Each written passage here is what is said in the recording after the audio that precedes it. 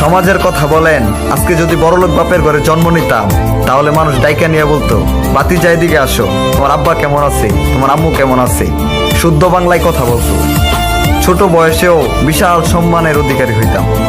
আমার আব্বার যদি টাকা পয়সা অর্থ সম্পদ থাকতো, মানুষ আলাদা একটা রেসপেক্ট করতো, সম্মান দিত। আমার আব্বার টাকা পয়সা অর্থ সম্পদ নাই, আমাদের বংশ তেমন বড় না।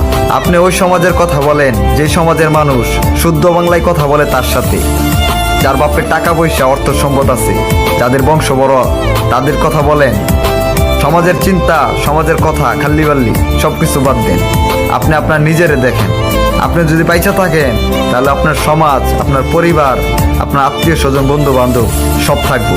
আর যদি আপনি না থাকেন তাহলে আপনার কিছুই থাকবো না। আপনি আপনার নিজের তৈরি করেন, ইনশাল্লাহ সবকিছু ঠিক হয়ে যাবে।